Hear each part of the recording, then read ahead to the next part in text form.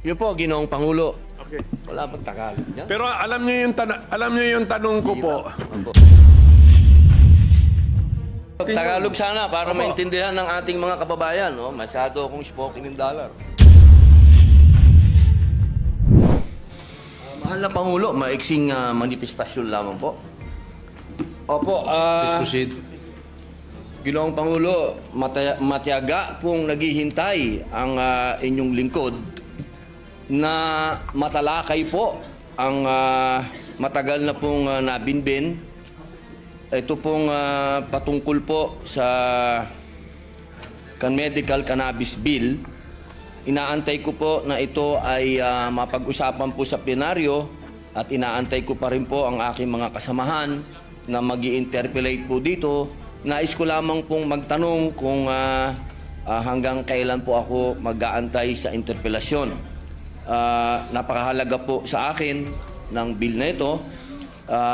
I have been patiently waiting for my medical cannabis bill to be discussed in plenary, but unfortunately not one of my colleagues is prepared to interpolate this measure. Be that as it may, I will be waiting here for the availability of my colleagues to interpolate. Yun lamang po, maraming salamat po. Thank you, Senator Padilla. Yes, Minority Leader. Mr. President, the minority is always prepared. It's a matter of scheduling by the majority leader. Yes. May we ask the Majority Leader if it is in the agenda for today?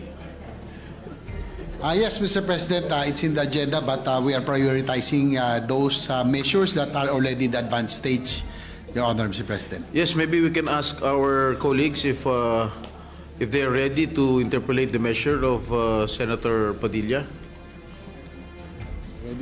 Maybe we can ask the members of the majority first, if those who are scheduled to interpolate the bill of Senator Padilla.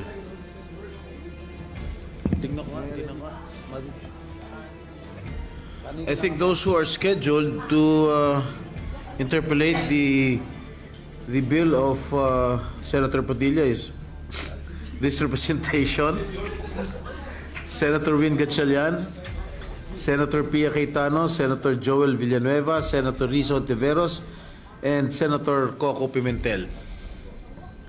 I think, is Senator Sherwin ready to interpolate? He is here right now. The medical cannabis bill. We can tackle it. Yes, Mr. President, probably later on after we tackle some important measures, we'll talk to the members of the majority who will be ready to. Yes, we can proceed later if some of our colleagues are ready to interpolate the bill of Senator Padilla. Maraming salamat po uli sa ating pinunong minorya sapagkat napakahalaga po ng panimulang salita sa usapin nito sapagkat ito pong ating isinusulong, ito po ay bunga ng isang revolusyon na naganap sa ating bayan na ipinaglalaban po ang kaban ng bayan. Ibig pong sabihin, ito pong COA na atin pong binabanggit dito, Ginoong Pangulo, ito po ay napakahalaga ng papel nito sa ating bayan.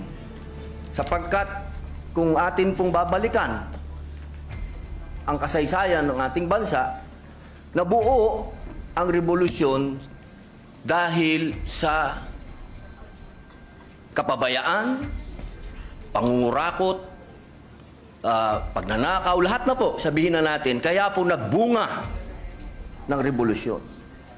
At kung titingnan po natin sa 1987 Constitution, napakalaki po ng papel ng COA. Ang sabi po dito sa Article 9, Constitutional Commission, ayan po letter D, Commission on Audit. Ayan po.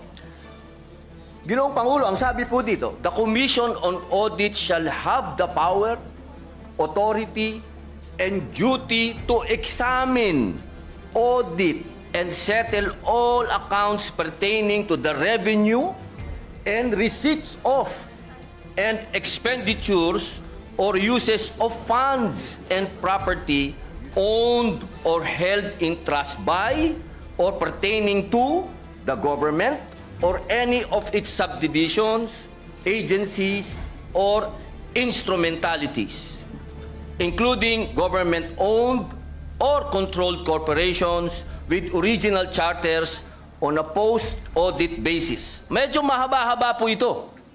Kasi kasama po dito, pati po yung mga state colleges, lahat po ay sakop ng COA, Ginoong Pangulo. Ngayon, meron lang po tayong pinagdadaanan na, siyempre po, sa takbo po ng panahon, mahal na Pangulo, hindi naman po pwede na magmula po 1987 na nagawa po itong saligang batas, ang pinakamataas na batas dito sa ating bayan, hindi po nagkakaroon ng mga hakbangin para palakasin pa ang binigay na kapangyarihan sa COA.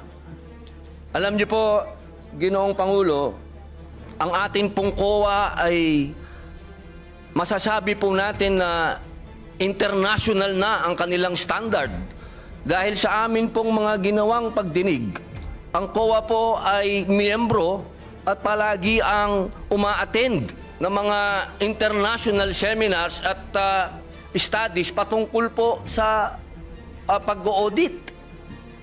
Ang kailangan lang po natin ngayon, mga mahal kong kababayan, ay yung kapangyarihan na ibinigay po sa kanila ay palakasin natin. Hindi inuulit ko po Hindi po natin dinadagdagan. Wala po yan, bawal po yan. Ang gusto po natin, mahal na Pangulo, ay palakasin po yung mga ibinigay sa kanilang kapangyarihan. Kaya meron po dito sa ating panukala na mga bago pong probisyon. Pero ito pong mga probisyon nito, mahal na Pangulo, hindi na po ito bago. Meron pong ilan na pinapractice na, meron pong ilan na masasabi nating bago. Pero yung pong mga bago na yun, pagka atin pong pinag-usapan, ay parang hindi na rin bago. Kaya po, aking mahal na Pangulo at ang atin pong pinakamamahal din na pinunong minorya, na pagka binalikan po natin ang kasaysayan, ako po ay talagang punong-puno ng kaligayahan sapagkat ang tatay po ng ating pinunong minorya at ang tatay ko po'y magkasama. Sila po'y magkasama nung panahon ng revolusyon. Kaya ito pong pinag-uusapan natin ay parang continuation po ito kung ano ang pinaglaban ng aming mga ama. Kaya ako po, mahal na Pangulo, hindi ko po sinasabing ako po'y eksperto, hindi po ako magaling sa batas. Hindi din po ako mathematician, hindi din po ako auditor. Ako po isang revolusyonaryo. Kaya ang hinihingi ko po sa aking mahal na kaibigan, sa ating pong pinunong minorya, ay maging kapartner ko po siya dito sa paglinang ng panukala na ito. Sapagkat naniniwala po ako na ang pinaglaban ng aming mga ama hanggang ngayon, ito po ang natatanging lamang panglaban ng taong bayan sa korupsyon. Ito lamang pong COA. Maraming salamat po, Ginoong Pangulo. Salamat po. At marami na pong nasagot dun sa opening statement ng ating sponsor, yung ating mga concerns. Pero ito pong ating panukala ay isa po itong code. Opo. Tama po. So, ang gusto ba natin mangyari dito na lahat ng ating gustong malaman tungkol sa government auditing ay dito natin makikita at mahanap sa panukalang ito. Opo. Okay. Alam niyo po, katunayan po, mahal na Pangulo, noong nagsagawa po kami ng pagdinig, napaka eye-opener po. Sapagkat marami po talaga na hindi naman nasasaad sa batas, pero kanila na po itong isinasagawa at ginagawa na po nila. Ang kailangan po natin ngayon na Ginoong Pangulo, maging batas po para mas lalo pong maging masabi pong matalim ang kanilang ipin po. Pero yung mga sinasabi po nating existing practice na ngayon na ginagawa nila ay ano po ang legal basis nun? Opo. Kasi ito ba, siyempre bago nila ginawa yan, kinover muna nila sarili nila ng, ano ba tawag, circular ba? Opo, Is it circular. O, Opo. sige. Ano po ang legal basis ng Commission on Audit sa para sa kapangyarihan nila sa pag-issue ng circular? Opo, napakaganda po ng tanong ng ating pinunong minorya. At yan po, alam niyo po, dito po sa aking kaliwa, kung titingnan niyo po, dahil ang sabi ko po sa kanila, Ginoong Pangulo, tayo po ay haharap sa bar Tatnatcher. Mathematician pa. Kaya kailangan po, battery ng mga auditors ang kailangan po natin dito sa kaliwa. Ano po?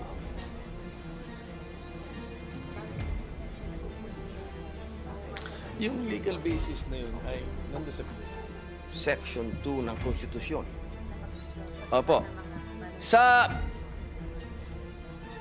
Dito po, sa nakalagay po sa ating konstitusyon, sa Section 2 po, na letter D, the Commission on Audit, dito po sa Section 2, number 2, sabi po dito, the Commission shall have exclusive authority, subject to the limitations in this article, to define the scope of its audit and examination, establish the techniques and methods required therefore. Yun po, nasa konstitusyon po, mahal naming Pangulo, na sinasabi po dito, meron po silang karapatan na maggawa ng mga techniques, establish techniques, methods sa pangalan po ng circular. Apo. yung susunod, yung mas importante rin po. Sige po, buhasahin ko na po. Baka kasi English baka may Tagalog kasi dito. Meron kasi Kaya nga po, ang sana ating may konstitusyon Tagalog tayo. actually ay nakabandato dyan na merong Tagalog version ng ating konstitusyon. Sige po, pwede po natin gamitin yun. Tagalog sana para maintindihan ng ating mga kababayan. Masyado akong spoken in dollar. Tagalog. Tuloy ko muna po sa English. Sige po. Due to insistent public demand. Therefore, and promulgate accounting and auditing rules and regulations, including those for the prevention and disallowance of irregular, unnecessary, excessive, extravagant, or unconscionable expenditures or uses of government funds and properties. Malinaw po dito, Ginoong Pangulo. Ito po naman sa Tagalog, dapat magkaroon ang komisyon ng tanging otoridad batay sa mga katakdaan sa artikulong ito na magtakda ng saklaw na audit at pagsusuri nito, magtatag ng mga kaparaanan at pamamaraan na kinakailangan ukol doon at maglagda ng mga tuntunin at alituntunin sa pagtutuos at pag-audit kabilang ang mga ukol sa paghadlang at di pagpaghintulot sa mga paggugol o paggamit ng mga salapi at ari-arian ng pamahalaan na tiwali, hindi kinakailangan, labis-labis, maluho o hindi makatwiran. Yun po, Ginoong Pangulo. So, sa ngayon po, ang COA, aside from the circulars that they have issued, and aside from the constitutional basis in the 1987 Constitution, ano po ang batas na nag-govern sa kanilang mga kilos? Sa ngayon po ay Sa ang ngayon, saligang yes. batas. At siyempre po, yung pong nakaraan, nung panahon po ng tayo pa po ay nasa panahon pa ng Marcos Sr., meron po tayong Presidential Decree 1445. Opo, doon po nagbase halos... Opo. And that is a 1978 law. So, ibig na, ang gusto natin na sabihin ngayon, ang basic and fundamental auditing code na sinusunod ng COA sa ngayon is a 1978 law. Opo, opo. Yung 1978 auditing code na yan, paano naman siya binago ng mga detalye na nandun sa 1987 Constitution?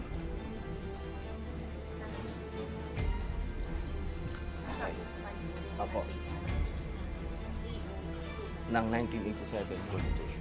Ayan, napakaganda po ng iba talaga pala pag may battery ka dito po. Opo. Ito po, ang sabi po nila, nandoon po ito sa Book 5 ng Admin Code of the 1987 Constitution. Meron po ba tayo? Book 5. Admin, of the Admin Code. Opo, Admin Code. So, meaning to say, according to our resource persons, Book 5 of the Administrative Code of 1987 repealed, even indirectly, repealed or replaced the June 1978 Government Auditing Code? Or ano sila, complementary sila? Opo. Opo. Okay. Siya daw po ay complementary. Okay, sige. Opo, Kaya nga, ang tanong ko nga, Mr. Opo. Okay. So, ang gusto nilang sabihin sa atin is, sa ngayon, hindi naman talaga nakarely ang COA sa isang 1978 na issuance. Opo. Pati na rin sa Book 5 ng Admin Code ng 1987. Okay. Opo. Kaya po ang next tanong ko, kung medyo na-update na rin naman pala, ano po naman ang pagbabago na ating ilinagay sa ating panukala such that it is more desirable now to have this new Government Auditing Code? Opo. Opo, pwede po natin itong isa-isahin kung ano po yung mga bagong provision. Mga bagong idea muna. May mga bago ba tayong idea o bagong approach dito sa ating panukala? Kasi kung unless sasabihin nyo po sa amin na Opo. yung circular, pinagsama-sama lang natin lahat at ginawa nating code. Ganun ba ang ginawa natin dito sa panukalang ito o hindi? Katulad po ng sinabi ko po kanina, Ginoong Pangulo, meron po kasing sa takbo po ng panahon, meron din po silang mga ginagawang pag-aaral sa abroad. Ano po? Opo. At yung mga best practices po ngayon sa abroad, gusto din po natin maisagawa. Pwede akong sumingit tungkol dyan. Opo. Ang ating bang COA chairman ay chairman ng isang international organization sa ngayon? Para pagkaalam ko, chairman ata siya ng isang international organization. So, Siya po ay member po. member. Opo, Okay, member po automatic siya. na may member tayo. Sige po, so continue sir. Kung ano yung kung may bago bang ideya dito sa ating panukala na hindi pa captured ng Book 5 of the Admin Code and the 1978 General Auditing Code tatawag na, or Government Auditing Code, yes. Opo. Kasi po may mga kaso po din, marami din pong mga bagong na-desisyon ng Supreme Court na mga kaso po na nakakapag-define po ng mga kailangan sundin ng COA o sundin ng mga tao po. Opo. Kaya kailangan po yung mga batas na bago, ito pong ating ginagawa na mapalakas po para maisama na rin po yung mga Supreme Court rulings po na may kinalaman po sa COA at yung mga practices na rin po ngayon ng COA na ginagawa na rin po nila na maging batas po. Opo. Siguro po, Mr. President, maganda yon. Kung mabigyan lang tayo ng idea o sample ng ating sponsor, Opo. ano ang mga bagong ideya na nakuha natin sa jurisprudence na ilinagay na ngayon natin sa panukala? Ano ang mga bagong idea na nakuha natin sa ating participation sa international organizations and fora na ilinagay na rin natin ngayon sa ating panukala? So para masundan po natin yung mga bagong Opo. ideya sa ating panukala. Meron po ito, kaninang umaga, amin itong pinag-aralan. Section 27 ba yun? Sandali lang po. A minute suspension, Mr. President. Opo. Session is suspended for a minute. Was in the process of answering the question already, Mr. President. So. Opo. Ginoong Pangulo, meron pong mga pangyayari, katulad po ngayon, habang iniaantay po natin yung para sa Supreme Court, tatalon lang po ako. Katulad po sa Section 60, sinasabi po dito, Ginoong Pangulo, na katulad po kahapon, napag-usapan po natin yung e-governance. So dito po sa Section 16 ng ating panukala, nasasabi po dito ay dinagdag po natin ang electronic transaction katulad ng electronic documents, electronic collection, and electronic project. Ito po na rin ay pinapractice na rin po ito ng COA po sa ngayon. Yan po yung isa po na masasabi po nating malaking pagbabago. Opo, at dito naman po kanina, nagkaroon po ng kaso na dinesisyonan po ng Korte Suprema. Meron na? Yes. Ano? Ito po yun, ano? Section 27. Matagal na po itong pinapractice ng COA. Ito po ay patungkol sa pagbabawal sa mga private entities for rendering audit or related services to government agencies. Kailangan muna po ng COA's approval kung kukuha ng pribadong entidad para gumawa ng mga audit sa mga government agencies. Nagkaroon po ng kaso ito, Ginoong Pangulo, at ang naging desisyon po ay pagkalagpas ng 60 days. Iba pala to. Sorry po. Ang sabi po dito, hindi po pwede.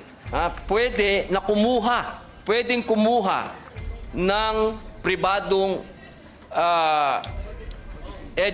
auditing firm yung private ng mga government agency po. Pwede po silang kumuha.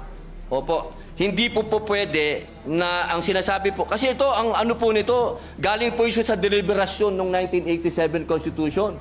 Kasi meron po itong isang commissioner, sinasabi niya, sabi niya doon, hindi, kailangan exclusive ang COA. Ang sabi naman po ng ibang commissioner, ay hindi pwede.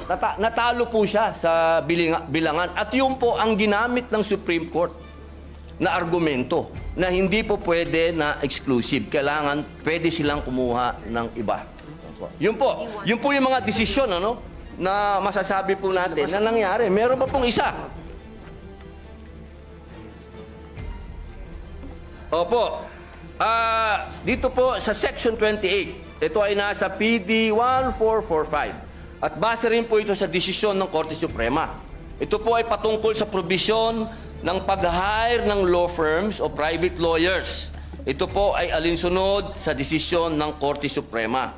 Kasi alam niyo po, minsan kailangan magpaalam pa sa COA, hindi na po, kumbaga, nagkakasuhan na. Ginoong Pangulo, nagkadimandahan na, wala nang panahon. Ang sabi po dito, na kapag lumagpas na yung 60 days, deemed approved na po yung request ng kung sino man pong ang gustong mag-hire ng lawyer, private lawyer. Yun po yung mga masasabi nating bago na meron po talagang bigat.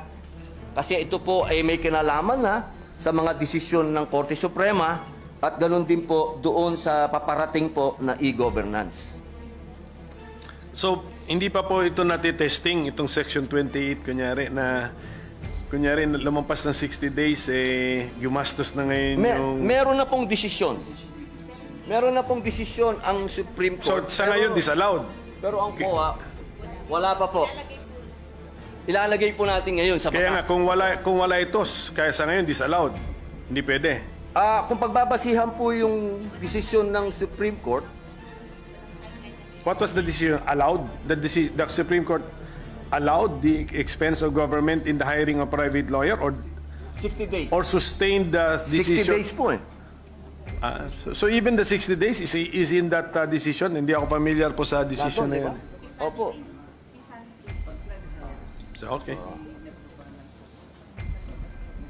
Oo. Yun po, malinaw po yun eh. Malinaw po, Ginoong Pangulo, na halimbawa po, katulad po ng Pisan, di ba? Pisan, nag-hire po sila ng lawyer nila, lumagpas po, hindi po, ang nangyari ang tagal po, hindi po nila maantay-antay yung approval ng COA. Ang sabi po, 60 days deemed approved na po yun. Pag lumagpas. Okay. Ngayon, kinaklaro natin dito. Opo. Sige po. How about sa international best practices? Meron ba tayong napulot doon na linalagay ngayon natin dito sa ating panukala? Ano pong tawag? Section 26. Ayun! Nako, ito po yung pinakamaganda na pinag-usapan po namin. Ako gusto ko po ito. Kasi maraming lugar na hindi napupuntahan ng COA. Nakalagay po dito sa Section 26. Institutionalizes COA Citizen Participating Audit Program. Ito po yung Deputized Citizen Participatory Office. Since 2016 pa po ito, ginagawa nyo na. Opo, nagde-deputize po sila. Opo, ng mga mga CPA po, no? Tawag po nila CPA, mga opo. Kaya po ito po ay napakaganda sapagkat marami pong lugar dito sa ating bayan ang hindi po napupuntahan, Ginoong Pangulo. So ito pong participation ng civil society organizations na natin ay linilimit natin sa remote and critical areas. Bakit hindi natin gawin as a general rule? Opo. Sama sila. Actually, Sama sila. general rule po siya. Opo. Well, ito pang ang pagkasulat natin ay located page 20 line 17 to 18 nakasulat dito. Monitoring of projects located in remote and critical areas. So mukhang maganda itong idea na ito. Bakit din natin gawing partner ng COA ang CSO?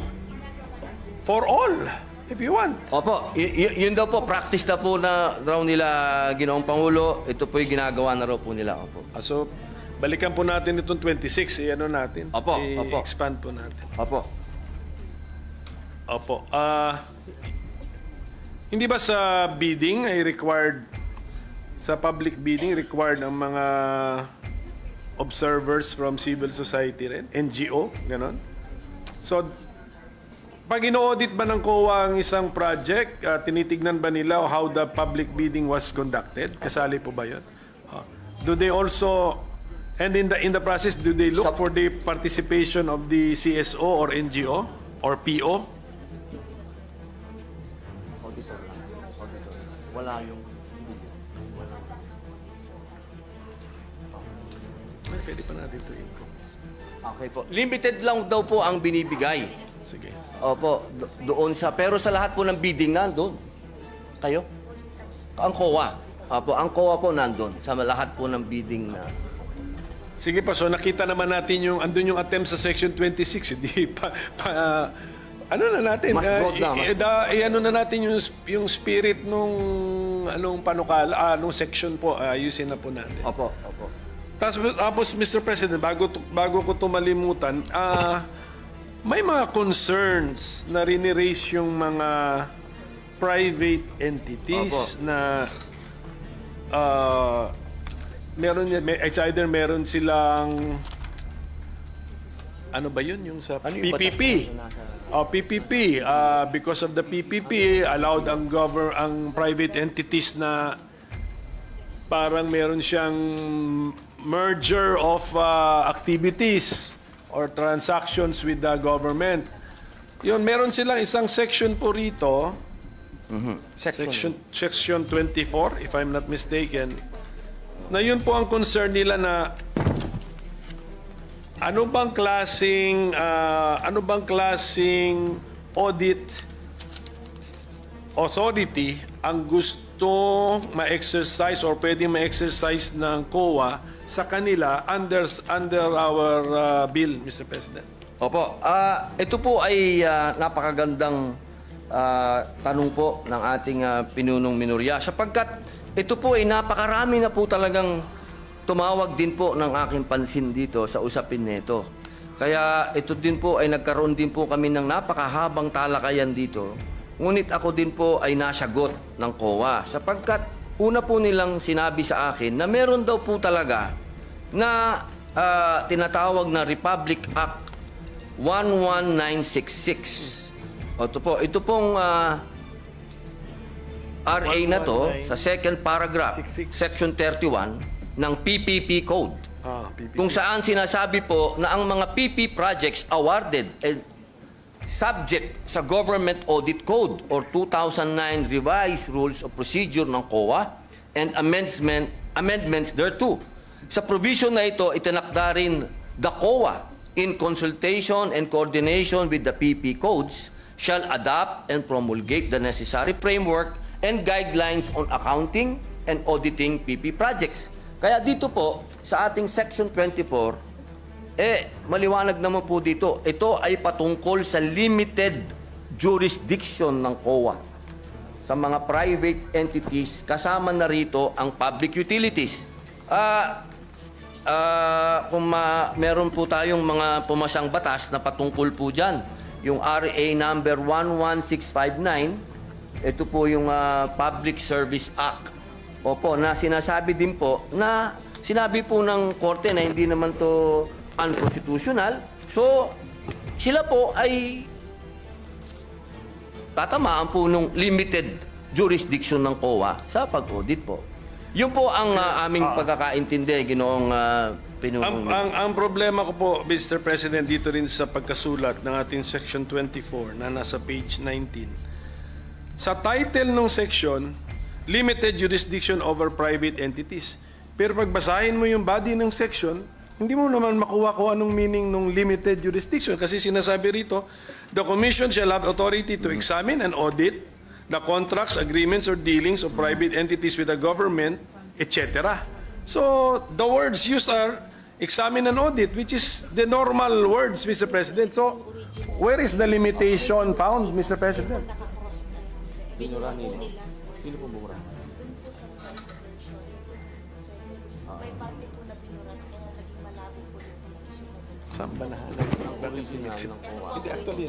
Maganda po ng naging talakayan dito sa amin. Napakaganda po kasi ng katanungan ng ating pinunong minorya. At alam niyo po, ito po kasing pinag-uusapan natin ngayon, ito po ay galing pa sa Presidential Decree number 1445. Patingin ng 1445. At ito po ay at ang amin pong napagdesisyonan, amin pong i-specify dito sa Section 24 na malinaw kung ano po yung dadaan sa audit. Ibig pong sabihin, kung ano lamang po yung dinapuan ng pera ng gobyerno, doon po sa PPP, doon lang po sila may karapatan na mag-audit.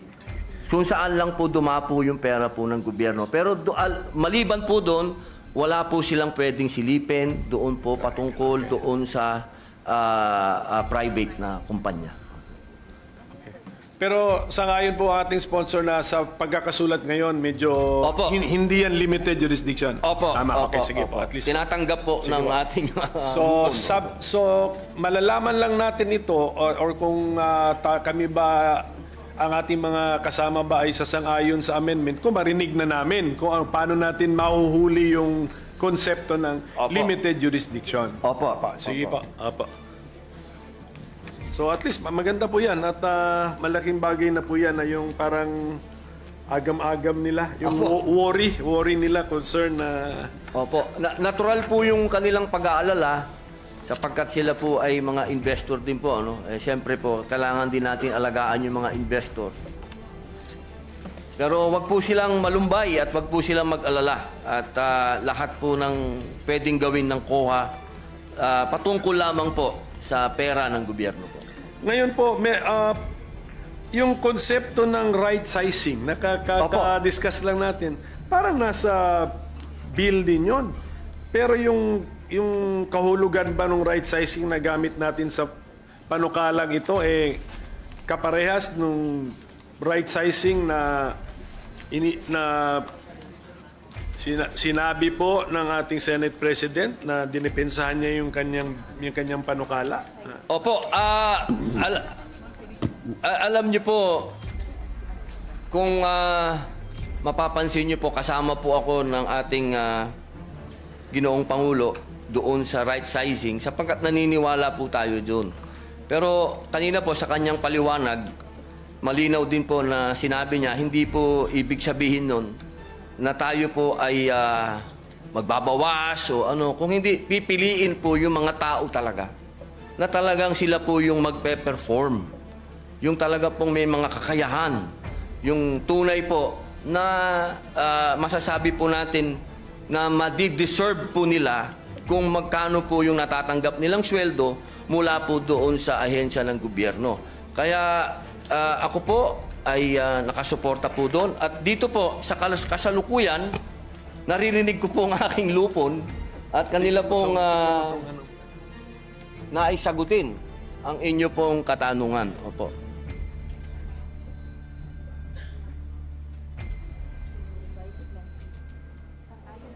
Ang dito. Okay, magkamali. Araw-araw akong inaantay ako. Opo.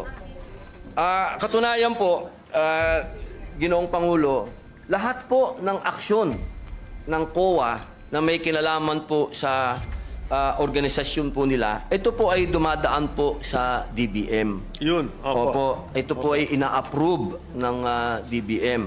Ang kanila pong tinatawag na revised plantilla.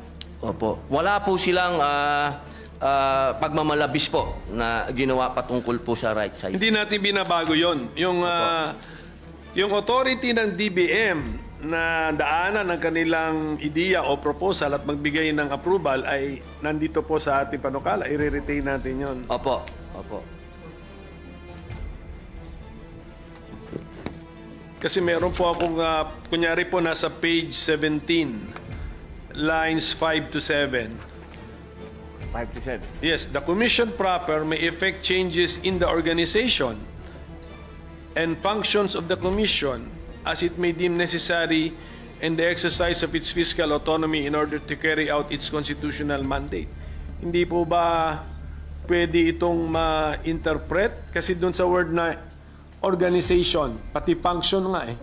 Hindi ba pwedeng ma-interpret ito na pwede na nilang hindi hintayin ang desisyon ng DBM? At saka yung functions na ito, pwede ba nilang baguhin itong code na ginagawa natin, Mr. President? Okay, okay. Ginoong Pangulo, ito pong provision ng 5 to 7. Line 5 to 7. Page 17. Apo. Opo. The commission proper may effect changes in the organization and function of the commission as it may deem necessary in the exercise of its fiscal autonomy in order to carry out its constitutional mandate. Opo, yun po ang kasagutan po nila. Nasa special provision daw po ito ng GAA. Hindi, paano nga to na paano interpretation po nito? The commission, the COA can create additional positions and not need the DBM's approval because meron silang exercise of fiscal autonomy? Opo, basta hindi lang po sila lumalagpas sa budget. Basta nandun lang po sila sa budget. Eh, paano sila nabigyan ng budget? In the first place, di ba kung kinocompute ang budget, PS, MOE, capital outlay, also. Pero lahat po yun, Ginoong Pangulo, dumadaan pa rin po sa DBM yun lahat. Opo, upon approval po ng DBM. So itong, ang gusto natin sabihin, ito pong paragraph na ito ay nasa GAA at lumalabas yan year after year after year. Check mo. Special provision po, pwede po natin pasahin. Sige po, titingnan na lang po natin. Basta, oo, kasi ayaw natin ng ayaw Opo. natin ng... Doon po ba sa... sige, pakitingin na lang po yung... Opo. Doon po ba? Pati po ba sa special provision ay binanggit ang fiscal autonomy? Ito po. Tingnan natin. Opo. Aha. Page. Saan to? Page 11. Andito? Apa, sandali lang po. Minute suspension po. Standing any provision of law to the contrary and within the limits of appropriations in this act the chairperson of the Commission on Audit, COA, is hereby authorized to formulate and implement the COA's organizational structure. B, fix and determine the salaries, allowances, and other benefits of the COA personnel in accordance with the rates and levels authorized under RA number 6758 as amended, and RA number 6686 as amended. And C, create new positions, transfer an item, or make other adjustments in the personal services itemization whenever public interest so requires. Implementation of the foregoing shall be subject to compliance with organization, staffing, and position classification and compensation standards of the DBM. Scrap and build policy and submission to DBM of a resolution stating the changes in the organization and staffing in accordance with the foregoing standards and policy for proper documentation. Yun po, Ginoong Pangulo. Okay. Wala bang Tagalog yan? Pero alam niyo yung tanong ko po, kung yung paragraph na yan, lines 5 to 7, Opo. ay nandun sa special provision, ang layo po nung binasa ninyo, hindi naman yung paragraph na yan eh. So siguro ang sinasabi nila sa atin, kinompress yung ano at linagay, pero delikado po kasi mag-compress tayo ng ilang ideas kasi when we re-expand the compressed sentence, pwedeng iba na ulit yung conclusion natin, iba na po. So, mukhang ang sagot sa tanong ko, hindi. Wala itong paragraph na lines 5 to 7 ay wala sa special provisions. Hindi po. Wala po. Maaari po natin kung gusto po niyo, at sa palagay po ng ating pinunong minorya at professor na i-adapt na lang po natin yung dati, ay mas maganda po yun. Hindi, ang aking point po, mag-ingat po tayo kasi sabi nga natin kanina na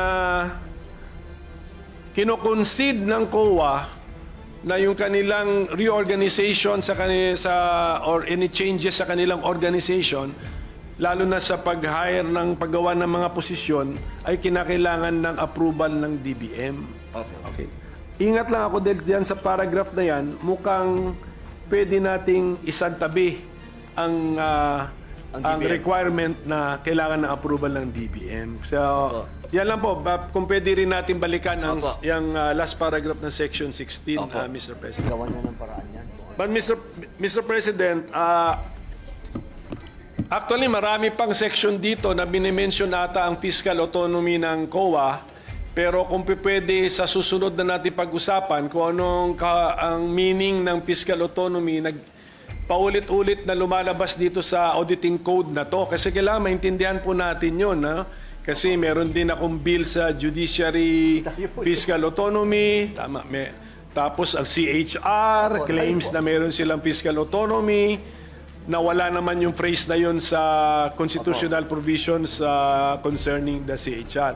So at this point, Mr. President, with the permission of our sponsor, if this representation can suspend his interpellation on this very important law. Alam kong very important ito, alam ko timely ito, alam ko nagmamadali tayo. We will extend our full cooperation, but unfortunately this is a code. Sa sheer length, kailangan ng talagang daanan natin ito. Pero mas importante sa importance niya . Kasi buong gobyerno subject to this code, plus yung limited jurisdiction sa mga private entities na magdi-deal sa gobyerno,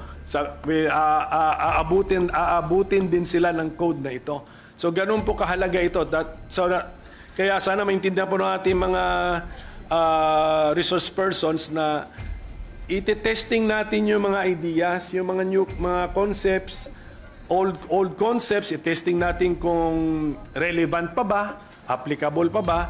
Then kung yung mga new concepts, iti-testing din natin kung mag-work ba sa tunay na buhay. So that is the That is the purpose of our interpellation. But we are the minority is supportive of this bill.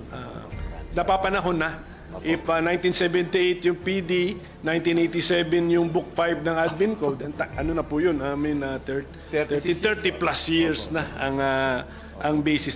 Nagbago na mundo. Sige po. So, and of course, I know for a fact na very exposed ang ating mga auditors to their participation in international organizations and fora. And in fact, meron tayong mga auditors na hina-hire ng UN. Tama?